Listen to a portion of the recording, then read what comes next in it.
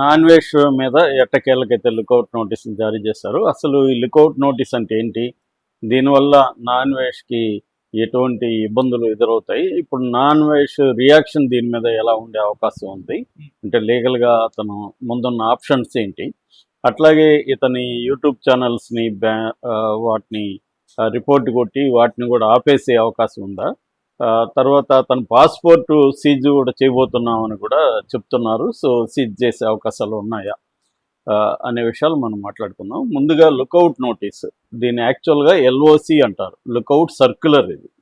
మామూలుగా మన మీడియాలో లుకౌట్ నోటీస్ అని వస్తది. లుకౌట్ సర్క్యులర్ అంటే అర్థమైందంటే, ఎవరైనా ఒక వ్యక్తి నేరం చేసి నోటీసులు ఇచ్చినా కూడా క్రిమినల్ నేరంగా ఉండాలది. సివిల్ నేరం కాదు. క్రిమినల్ నేరం క్రైమ్ చేసి అతను స్టేషన్‌కి వచ్చి లేకపోతే పోలీసుల నోటీసులకు స్పందించకపోతే అట్లాగే ఎవేడింగ్ అరెస్ట్ అంటారు. అంటే అరెస్టు నుంచి తప్పించుకుంటూ ఉంటే అలాంటి వ్యక్తి విదేశాలకు పారిపోతాడు అన్న అనుమానాలు ఉన్నప్పుడు ఇమ్మిగ్రేషన్ వాళ్ళకి లుకౌట్ సర్క్యులర్ అనేది పోలీసులు జారీ చేస్తారు.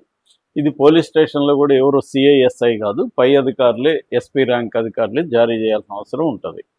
సో ఇమ్మిగ్రేషన్ అధికారులు దాన్ని తీసుకొని ఏం చేస్తారంటే అన్ని ఎయిర్పోర్ట్లకి అది వెళ్ళిపోతుంది ఆ సర్క్యులర్. సో ఆ పాస్పోర్ట్ నెంబర్ అవన్నీ వెళ్ళిపోతాయి. ఎవరైనా ఇక్కడ నుంచి ఫర్ ఎగ్జాంపుల్ ఇండియా నుంచి విదేశాలకు వెళ్తున్నట్టుగా ఎయిర్పోర్ట్లో కానీ పాస్పోర్ట్ స్కాన్ చేయగానే వాళ్ళకి రెడ్ అలర్ట్ వస్తుంది. దాన్ని ఇమ్మీడియట్గా ఎవరైతే ఆ సర్క్యులర్ నోటీస్ చేస్తారో ఆ సర్టన్ పోలీస్ స్టేషన్కి ఇమ్మీడియట్గా అలర్ట్ వెళ్ళిపోతుంది. సో అతన్ని వీళ్ళు పోలీసులు అక్కడే ఇమ్మిగ్రేషన్ అధికారులు నిర్బంధంలో ఉంచుతారు. వీళ్ళు వెళ్ళి వాళ్ళని తీసుకొస్తారు. ఇది మామూలుగా చేసేది. దీనికి 1 year జనరల్గా 1 year పీరియడ్ ఉంటుంది ఈ లుకౌట్ సర్క్యులర్కి. సో 1 year తర్వాత మళ్ళీ రెన్యువల్ చేసే అవకాశం ఉంది. అట్లాగే విదేశాల్లో ఉండి ఇక్కడ నేరం చేసినప్పుడు ఆ విదేశంలో నుంచి ఇండియాకి వ్యక్తి వస్తే కూడా వీళ్ళు చేయొచ్చు.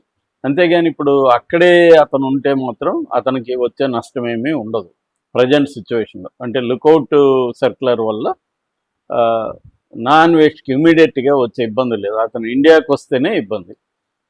అంతవరకే లుకౌట్ సర్క్యులర్కి ఉన్న పరిమితి. అయితే నెక్స్ట్ స్టెప్ ఏం చేయొచ్చు పోలీసులు అంటే, ఇప్పుడు నాన్ వెజ్ ప్రతిస్పందన మీద పోలీసుల నెక్స్ట్ స్టెప్ అనేది డిపెండ్ అయి ఉంటుంది. నాన్ వెజ్ కానీ లాయర్ ద్వారా హైకోర్టులో ఛాలెంజ్ చేయొచ్చు. 226 ఆర్టికల్. ఈ 226 ఆర్టికల్ ద్వారా ఈ హైకోర్టులో లుకౌట్ నోటీస్ నా మీద ఇవ్వడం కరెక్ట్ కాదని లాయర్ని పెట్టుకొని అతను ఛాలెంజ్ చేయొచ్చు. ఎందుకంటే నేను ఏ క్రైమ్ చేయలేదు, నేను ఒక అభిప్రాయం చెప్పాను, ఆ అభిప్రాయం నా మాటలు కొంచెం దొరలే తప్పు అని ఒప్పుకున్నాను, అంత తప్ప నేను ఎవరికి ఏం నష్టం చేయలేదు, ఎవరికి హాని చేయలేదు, ఎటువంటి క్రైము నేను చేయలేదు, కాబట్టి లుకౌట్ నోటీసులు అనేది వెనక్కి తీసుకోమని పోలీసులకు చెప్పండి అని కోర్టు లాయర్ ద్వారా వెళ్ళచ్చు.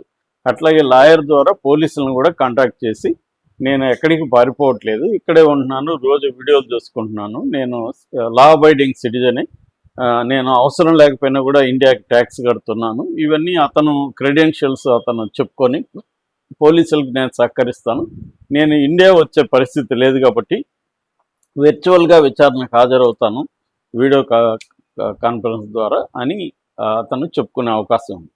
ఒకవేళ అతను ఏమి చేయకుండా దీని గురించి పట్టించుకోకుండా అలాగే ఉన్నాడంటే పోలీసులకు అప్పుడు ఏం ఆప్షన్ ఉంటుందంటే కోర్టు ద్వారా NBW నాన్ బెయిలబుల్ వారెంట్ అనేది ఇష్యూ చేసుకోవాలి.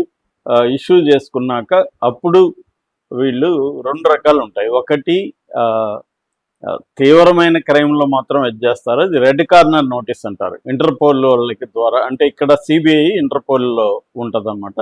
సో వీళ్ళు సిబిఐని సంప్రదించి ఇట్లా అతను చాలా పెద్ద క్రైమ్ చేశాడు కాబట్టి అతన్ని మన దేశంలోకి తీసుకురావాలి అని చెప్పి సిబిఐని సంప్రదిస్తే, సిబిఐ ఇంటర్పోల్లో ఉంది కాబట్టి ఇంటర్పోల్ ద్వారా రెడ్ కార్నర్ నోటీస్ అంటారు. అది ప్రపంచంలో ఎక్కడ ఉన్నా కూడా ఆ రెడ్ కార్నర్ నోటీస్ అనేది పనిచేస్తుంది.